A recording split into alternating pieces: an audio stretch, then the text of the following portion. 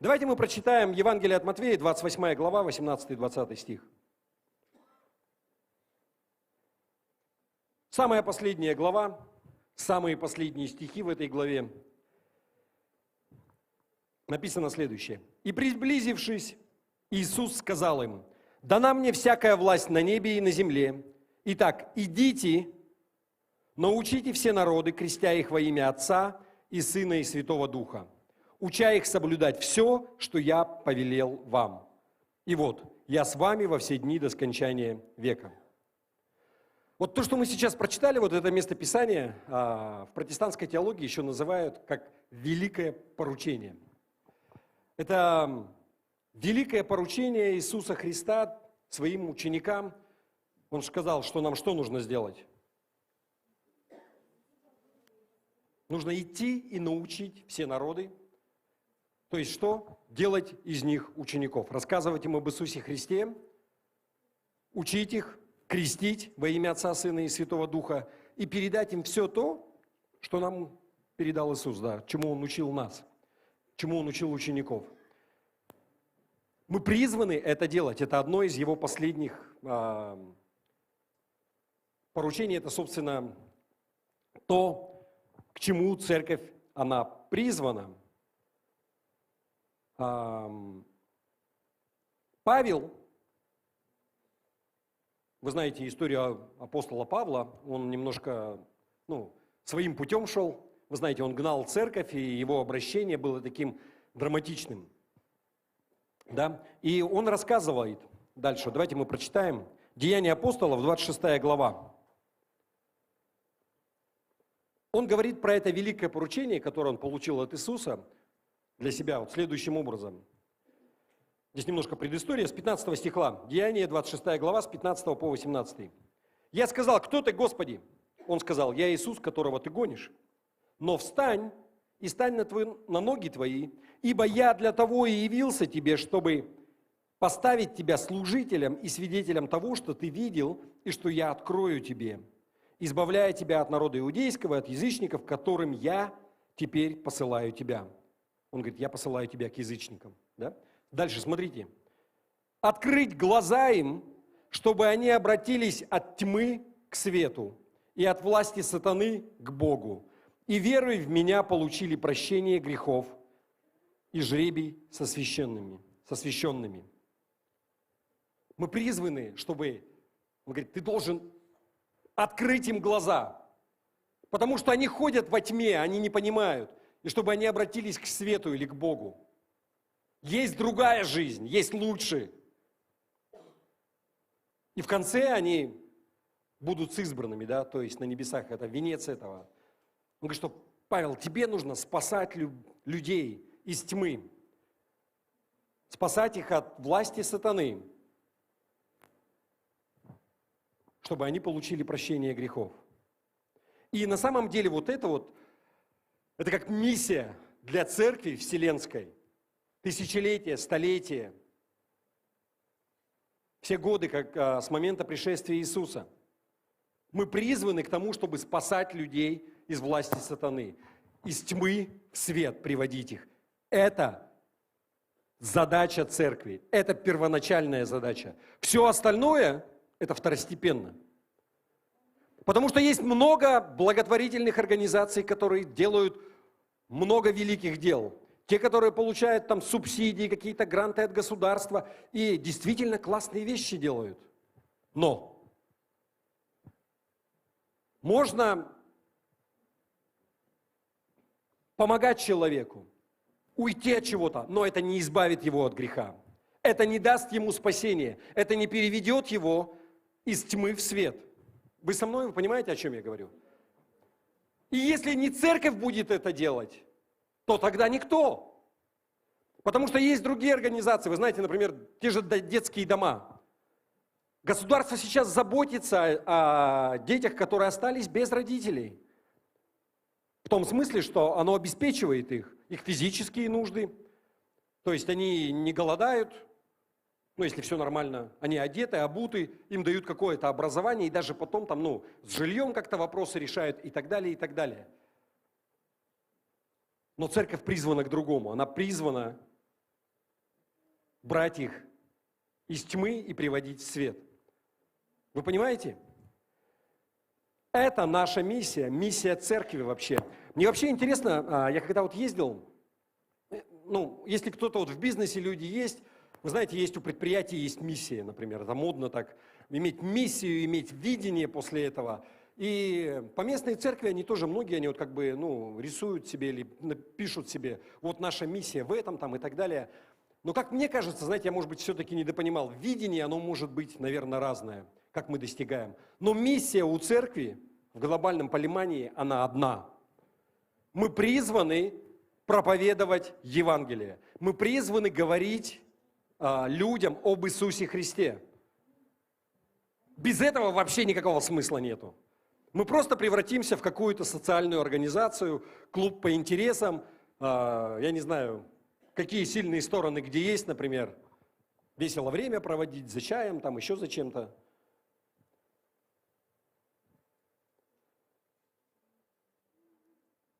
Вот в этом вот заключается проблема, вы знаете, когда церковь,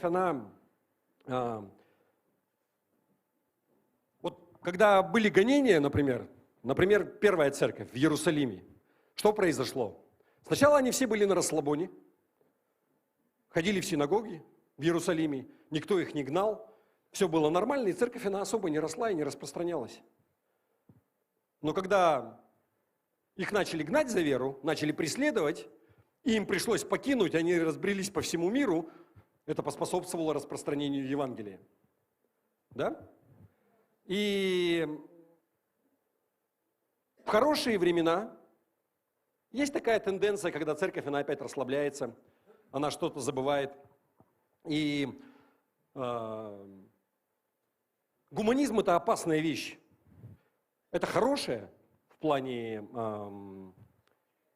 с человеческой точки зрения. Мы призваны служить обществу.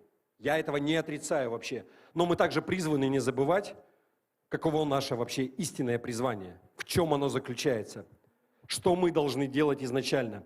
И вот я не нашел, я пытался, у нас найти, у нас нет таких больших социологических опросов, но я нашел в Америке, проводили социологический опрос, 17-й год, не так давно, и, вы знаете, 51% тех людей, которые посещают церкви, они вообще никогда не слышали про великое поручение. Они не знают, в смысле, к чему мы там призваны, что там Иисус нам говорил делать. Только 37 человек, 37% из всех людей, которые опрашивали, им дали, места Писания, говорят, выберите, как вы думаете, что является великим поручением Иисуса Христа для церкви. Только 37% могли правильно указать стихи. И на самом деле только 1 из 6 или 17% всего лишь, они сказали, что да, я слышал об этом, и могли сказать приблизительно, в чем оно состоит, что мы призваны идти и распространять Евангелие. О чем это говорит? Это говорит о том, что те люди, которые посещают церковь, многие из них, они не осознают, что было важно для Иисуса. Потому что Он же не просто так это сказал. Он не просто, это как венец всего, вы знаете, Он пришел, Он умер за этот мир, Он спас людей, и Он сказал ученикам, я ухожу, но ваша задача, вы идите и вы расскажите, вы засвидетельствуете, вы приводите людей, вы говорите о том, что я сделал для этого мира. Как вы считаете, это важно или нет? А почему так получается? Почему многие люди, они не понимают важности вот этого поручения, которое дал нам Иисус Христос? Что такое поручение? Оно вообще существует. Вы знаете, я думаю, что есть несколько причин, но одна из причин часто, что это великое поручение, оно не согласуется с личной теологией, которая есть у людей в голове. Я сейчас поясню. Наша работа, наша задача заключается в том, чтобы открывать глаза людям, открывать глаза этому миру. И чтобы они могли перейти из тьмы в свет, к Богу. Как написано, из власти сатаны под власть Божию попали. Именно поэтому Иисус Христос, Он ради этого и умер на кресте. Это центр нашей веры. И это то, почему церковь, она вообще существует, для чего она была создана. Вы согласны со мной? Вы понимаете? Но многие люди, посещающие церковь, они не до конца понимают важность этого. И почему так происходит? Вы знаете, вот как пример такой. На похоронах бывали? Старшего поколения люди, я думаю, обычно, пока молодой, не особо по похоронам, да больше по свадьбам. Чем старше становишься, тем чаще и чаще, да, к сожалению, такова наша жизнь земная. Но часто люди что они говорят на похоронах? Покойся с миром, земля будет пухом. И искренне переживают, и слезы, и ты сопереживаешь, это, конечно, утрата. Но говорят какие слова? Что я надеюсь, что мы встретимся там на небесах. Вот такой хороший человек, он не может, не пойти на небо. И на самом деле многие люди, они думают, что, человек-то хороший. Я их знаю, вот она там и собачек кормила, и детям помогала все время, и вот это вот делала, и то делала. И вы знаете, быть хорошим человеком этого недостаточно. Мы не спасаемся своими делами. Римлянам 3:23, вы знаете, написано, что все согрешили и лишены славы Божией. Все. Мы получаем спасение только, если мы принимаем Иисуса Христа как своего личного Господа и Спасителя. Не своими, не потому, что мы такие классные и такие хорошие, но из-за того, что Он сделал. И в этом наша задача донести это до людей. Знаете, как еще Ефесянам 2 глава, 3 стих. Вот самый конец, там последнее предложение. Написано: «И были по природе чадами гнева, как и прочие». Мы были детьми гнева до того, как мы получили спасение.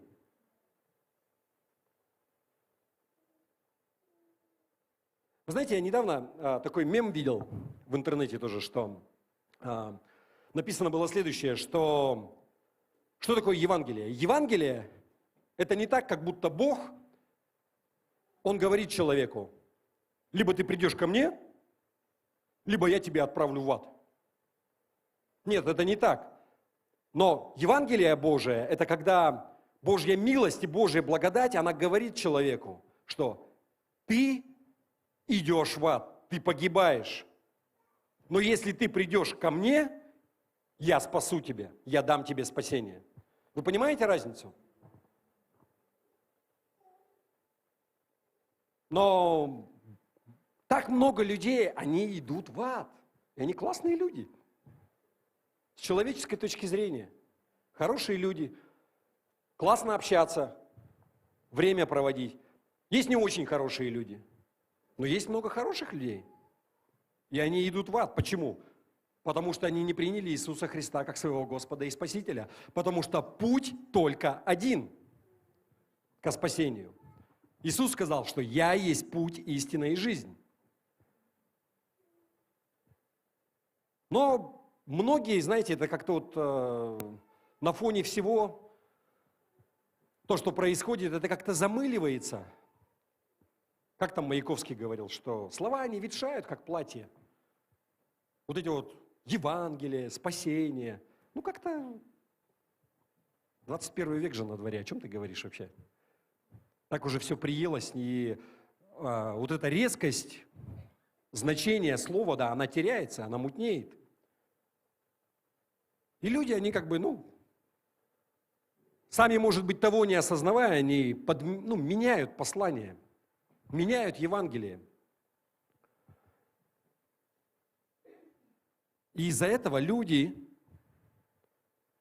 они погибают, они идут в ад, потому что никто не рассказал им. Никто не помог им отвернуться от тьмы в свет.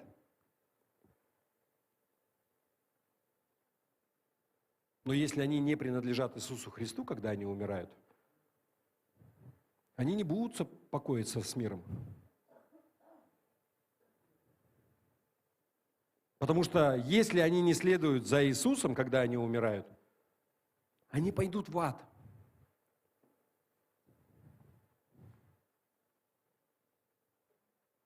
И твоя задача рассказать им. Открыть им глаза.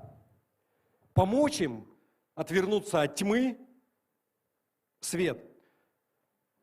У каждого человека есть своя воля. Это при всем при том, то, что я сказал, есть определенная задача на нас, но мы не можем человека заставить. Да?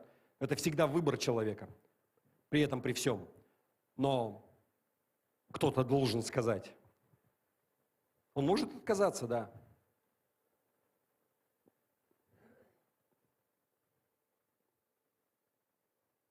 Итак, мы должны рассказывать им об Иисусе.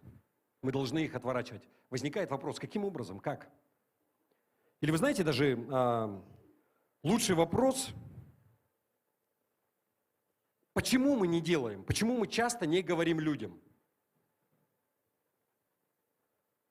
Я думаю, что, я по себе лично сужу, часто думаешь, что им не интересно будет. Сейчас расскажу, им все равно.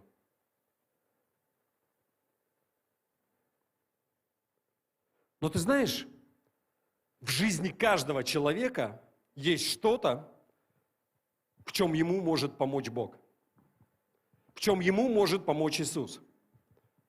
Вот почему говорят, что на фронте неверующих не бывает, да? Или атеистов не бывает. Вот многие, у нас из церкви кого призывали, или даже не из нашей церкви, но родственники, например. Мы встречались, вроде бы и особо и неверующий был. А тут говорит, слушай, там атеистов не бывает. Но в жизни каждого человека есть что-то, с чем ему может помочь Иисус. И именно это Иисус, Он и обещал людям. Давайте посмотрим. Евангелие в силу ограниченности, потому что ты человек. Но Иисус, Он может.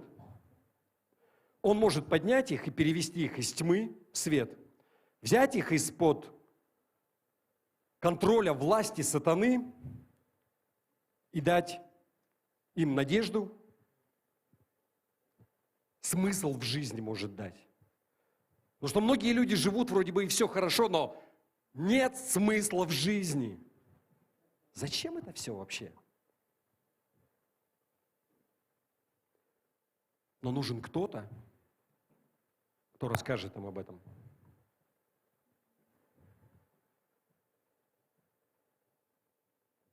Что такое вообще Евангелие? Что такое вообще Евангелие? Слово. Благая весть, да? Благая весть современным языком что значит? Добрая весть, да? Добрая весть, да? Можно совсем современным языком сказать, хорошие новости. Да? Хорошие новости. И вы знаете, что... это в прямом смысле, это означает, у меня классные новости есть, ребят. Бог, Он умер за нас. Он освободил нас, нам не нужно больше погибать. Это же классные новости. Это прям хорошие новости. Это добрая весть. И в ранней церкви в Иерусалиме это была задача апостолов проповедовать об Иисусе. Они это делали. И очень сильная вероятность того, что те Евангелия, которые до нас дошли, 4 Евангелия, вы знаете, написаны в Новом Завете, что они в том числе состоят из каких-то проповедей, которые говорили, те места, которые апостолы они использовали в своих проповедях. И, может быть, поэтому 3 Евангелия, они очень похожи друг на друга. И структура, и те события, которые все описывается. Потому что я верю, что они не только сами проповедовали, но еще и сидели и слушали проповеди друг друга. И те истории, и помимо этого, они еще и были свидетелями, многие из них, да, тому, что происходило. Они описывали те события, которые были. Но я хочу заострить ваше внимание на том, что вот каждое из 4 Евангелий имеет свою целевую аудиторию. Есть небольшие нюансы вообще в описании, как написано, что сделано. И самое первое у нас Матвея, Марка, Луки и Иоанна, да, порядок в Новом Завете. Первое Евангелие от Матвея, которое написано, и скорее всего все богословы они сходятся в том, что он писал это для иудеев. То есть для тех, кто имел иудейскую веру. Они сами были из иудеев, вышли. Почему? Потому что Матвей, он начинает вообще свое Евангелие с длинного-длинного списка происхождения Иисуса Христа, что тот родил того, и он пытается показать дальше, что вот он произошел от Давида, и потом дальше он рассказывает, делает большой упор на том, что Иисус, он исполнил все пророчества. Он там приводит пророков, которые древние пророчествовали о том, что придет Мессия, и он показывает связь и говорит: смотрите, вот тот Мессия, которого мы ждали, это Иисус. Он подводит к этому, да. Были интересные иудейской аудитории, да. Евангелие от Луки, скорее всего, писалось для греков. Лука, он сам был обращен из греков и Марка. И пествовать – это наша задача. Это наша задача, это то поручение, которое нам дал Иисус Христос. А благовествование – это что? Это задача, это то поручение, которое нам дал Иисус Христос. А благовествование – это что? Это Евангелие, да, нести. Евангелие, да, нести. И вот апостолы сначала несли, мы подошли к Марку.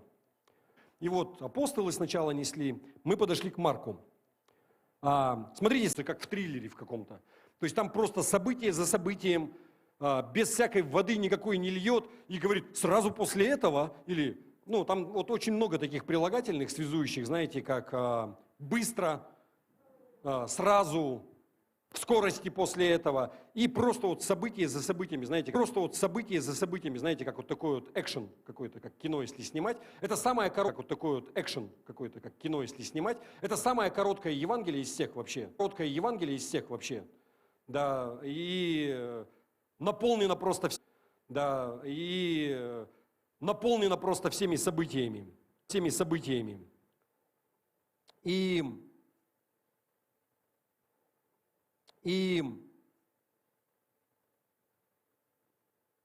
знаете, Марк, он не особо рассказывает, про что там Иисус учил, не рассказывает,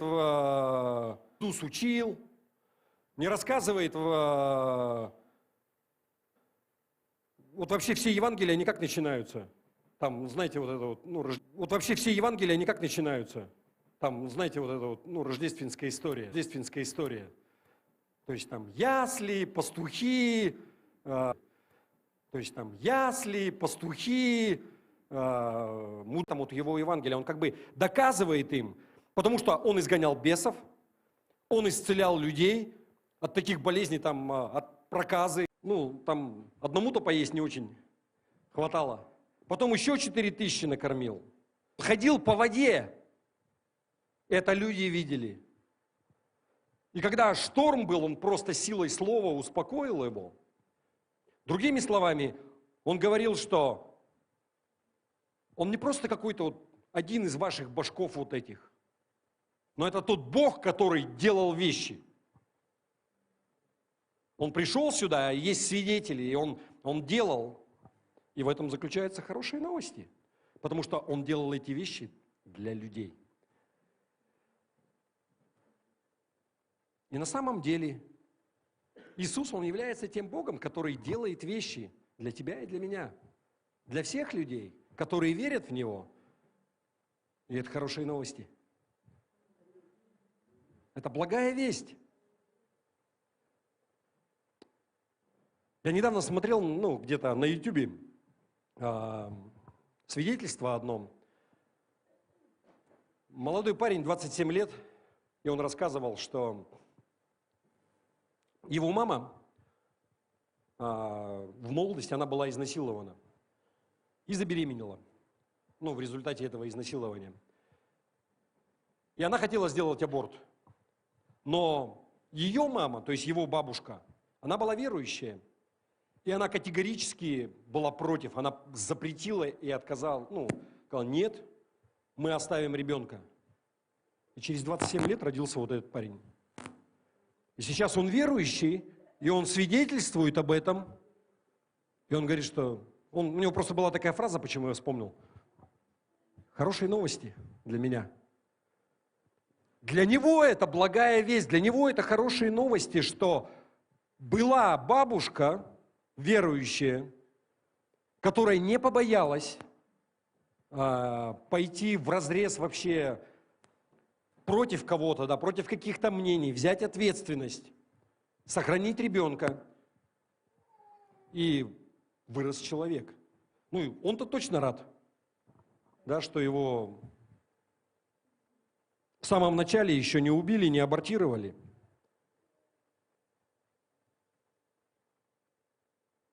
Это его благая весть, это его история, которую он рассказывает. Что я хочу сказать, знаете, вот его история, она заключается в этом. Вот в моей жизни Бог сделал какие-то вещи. И вот, ну, очень сильное свидетельство, да. Но я хочу задать тебе вопрос. А какова твоя история? У каждого человека есть своя история. Что Бог сделал для тебя в твоей жизни. Чем ты можешь поделиться, что ты можешь рассказать. Может быть, это не такое драматичное, но, живя в России, жизнь у нас суровая. Есть место чудесам, я вам скажу. Потому что, ну, когда все хорошо, чудеса не нужны. Ну, у меня и так все нормально. Ну, спасибо, я сам. Но когда все плохо, и ты вопишь Господу, и происходит чудо, у тебя есть своя история. Я что хочу показать? Это то, что делал Марк в своем Евангелии, в своей благой вести, в своих хороших новостях. Он знал, что Иисус Он совершил. И он пишет, он говорит, у меня есть хорошие новости для вас, ребят. Я вам расскажу, что Иисус Он делал. Не просто абстрактно, что Он пришел спасти, и там, ну, да, когда-то. Но сейчас жизнь, она может меняться. Вы со мной? И Он им рассказывает, что Он делал. Он и это делал, Он и это делал. Еще раз, я верю, что у нас у каждого есть своя история. То хорошее, то благое, что Бог, Он совершил в нашей жизни. Но историю тоже надо уметь рассказать. Часто, вы знаете, надо показать так, что ну, это Богу слава. Потому что если ты будешь говорить, что это я такой крутой, и все, у меня так ловко получилось. Ну, история, конечно, классная, но неблагая весть для Бога, да?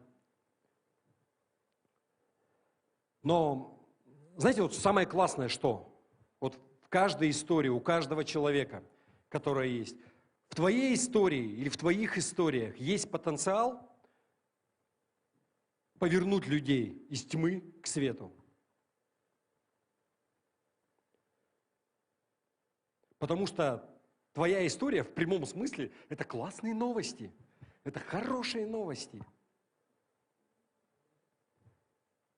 Нам нужно просто понять, как вот Марк, вот он для римлян писал,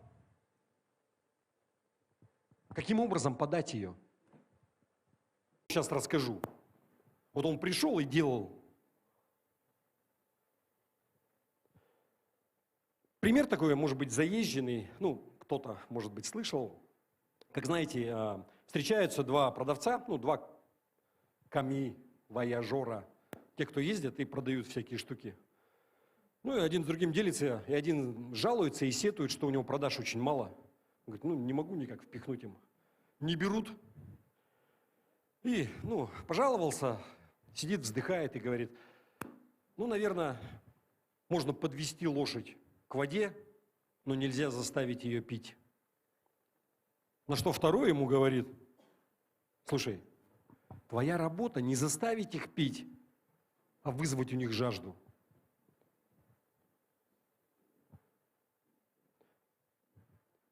Знаете, наши истории, что Бог, Он совершил в нашей жизни, они не для того, чтобы заставить людей покаяться тут же, но они должны захотеть иметь это.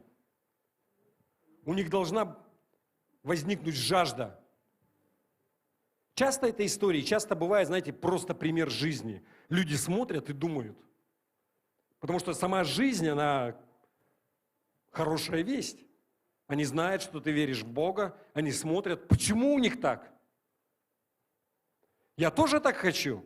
Я хочу, чтобы у меня семья была нормальная. Хочу, чтобы муж у меня был нормальный. Вы понимаете? Или ты рассказываешь какую-то историю, чудеса какие-то, которые произошли. Задача в том, чтобы показать человеку. Это не я такой.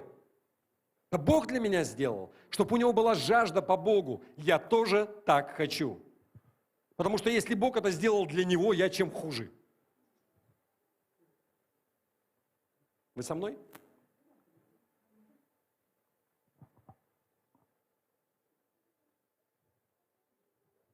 На самом деле не так сложно.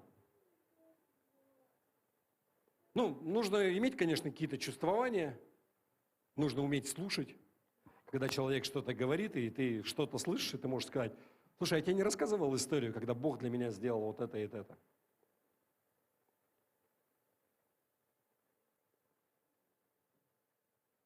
И это твоя благая весть. Это твои хорошие новости, что Бог для меня сделал. В этом твое Евангелие.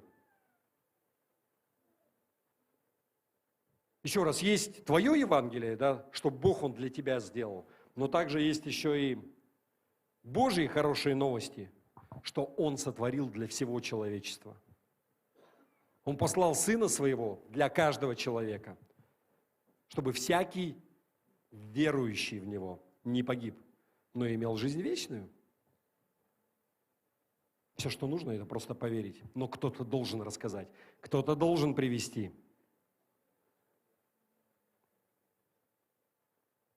Помните, мы говорили, что как Марк начинает свое Евангелие? Начало Евангелия Иисуса Христа, Сына Божьего.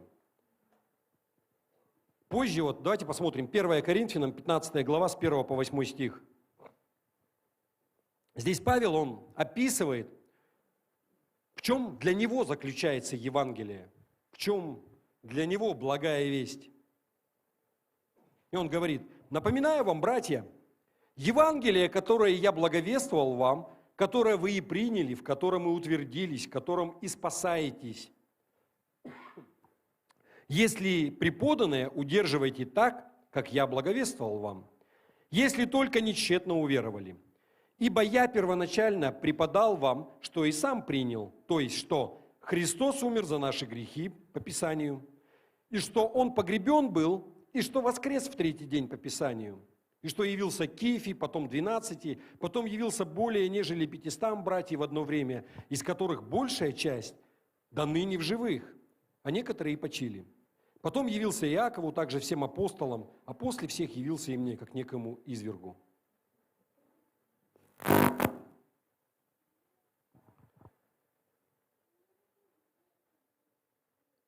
Евангелие или благая весть, добрая весть, хорошие новости Божьи, они заключаются в прямом смысле в смерти, в погребении и в воскресении Иисуса Христа. Без этой части, если ты что-то упускаешь из этого, у нас нет ничего на самом деле. Вы понимаете? Я к чему это говорю? Чтобы нам не уйти куда-то в сторону. Это классно. Бог, Он для нас многие вещи делает.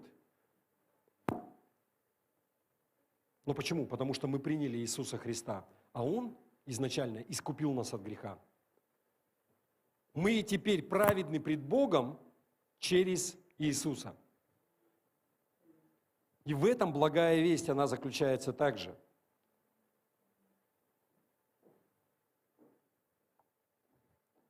Потому что если бы Иисус, Он не умер и не воскрес, мы бы до сих пор были бы мертвы в грехе. Мы бы шли в ад. Неважно от того, как бы наша жизнь складывалась. Можно попросить на клавиши прийти? Вы знаете, я хотел еще пару вещей сказать в заключение. Я уже заканчиваю. Давайте посмотрим на Деяния апостолов, 1 глава, 8 стих. Помните, мы читали здесь Иисус перед тем, как Он вознесется, то есть вот Он уходит на небо, Он говорит следующее. У нас за пультом никого нет, да? Он говорил, что «но вы примете силу, когда сойдет на вас Дух Святой, и будете мне свидетелями в Иерусалиме и во всей Иудее и Самарии, и даже до края земли». Смотрите, я что хочу показать вам. Вы примете силу, когда сойдет на вас Дух Святой. Это то, что мы получаем, силу Божию, когда получаем крещение Духом. Но для чего мы это получаем? Что написано? «И будете мне свидетелями в Иерусалиме, во всей Иудее и Самарии до края земли».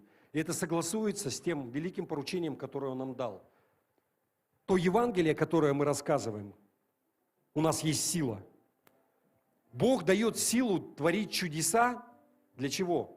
Для того, чтобы это служило ко спасению людей, чтобы это служило для распространения Евангелия. Вы понимаете взаимосвязь? Не просто так, не ради, то есть фейерверк, не ради фейерверка, чтобы там, вау, круто, вот этого я ждал. Но нет, чудо какое-то, которое, или сверхъестественная сила, исцеление которое, для того, чтобы служить распространению Евангелия, чтобы служить распространению благой вести, доброй вести. И часто люди, они когда это получают, они начинают это использовать и такие, вау, ну классно. И потом они, бывает такое, уходят и уже, знаете, какие-то дела делают и что-то, и все ожидают силу, но уже дела эти, ну, можно уйти в какую-то просто в благотворительность, в совершение хороших дел, еще во что-то. Что я пытаюсь сказать? Если то, что ты делаешь, и ты ожидаешь силу в этом, это должно славить Бога, это должно приносить Ему славу, должно служить распространению Евангелия. Если этого нет, я тебе скажу, что не будет силы Божией в этом. Это совсем не означает, что предприятие оно не состоится. Да нет. Вполне возможно будет. Все хорошо. Но силы Божией не будет такой, которая могла бы быть. Вы понимаете? Еще раз. В нас действует сила Божия, пока мы выполняем великое поручение. Как только мы перестаем выполнять, занимаемся своими какими-то делами мирскими, со временем не сразу Бог обрежет. Но я убежден, что зачем Ему, чтобы ты славил себя? Ну или там организацию, или еще что-то. Вы понимаете?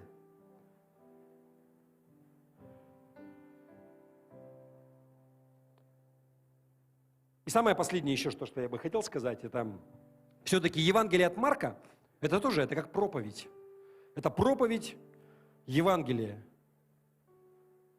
И как и все хорошие проповеди Евангелия, в ней должна быть какой-то призыв к покаянию. Должен быть показан путь к спасению. То есть путь к тому, что, я тебе рассказал, да, вот есть хорошие новости. Бог, Он умер за тебя. Ну а дальше-то что делать? И у Марка 16 глава, 16 стих, там это тоже, там всего 16 глав. Самое короткое Евангелие. Кто будет веровать и креститься, спасен будет. А кто не будет веровать, осужден будет. Это все, что нам нужно для спасения. Если ты веришь, этого достаточно. Кто будет веровать, и крещен будет, спасен будет. А если не будешь верить, будешь осужден. Аминь. Я надеюсь, я вас вдохновил на то, чтобы вы могли делиться, потому что я уверен, что у каждого есть своя история. И кто-то может думать, что как я могу распространять благую весть, как я могу делать. Это совсем не означает вот эти, знаете, стереотипы, что мы соберем какую-то группу на площади, расклеим какие-то плакаты, или я там на себя повешу. Знаете, как, я не знаю, кто-то был, я в Сеуле такое видел. Люди ходят, сэндвич одет, там, спаситесь, спасайтесь, ибо грядет Царствие Небесное. Я вам скажу, что в современном мире люди, как правило, смотрят, просто как на очередного городского сумасшедшего. Просто, может быть, в деревне это как-то и зайдет, но в городе, особенно в большом, все обойдут стороной, это вообще не трогает сейчас. В 90-е, наверное, да, можно было. Но сейчас личная история, каково твое Евангелие. Люди устали от того, что мелькает на экранах, от рекламы, то, что навязывается, и они чувствуют настоящее и истинное, и у тебя есть чем поделиться. Ты можешь просто рассказывать, и помнишь, еще раз, вызвать жажду. Тебе не нужно заламывать руки и говорить: стань на колени и покайся сейчас. Повторяй за мной там. Но если у человека будет жажда, я хочу это. Помни, есть еще и Божья часть, которую он делает. Просто если он сейчас задумается, потом задумается, в любом случае, это его ответственность. И есть Божья работа. Потому что Бог работает с сердцем. Аминь.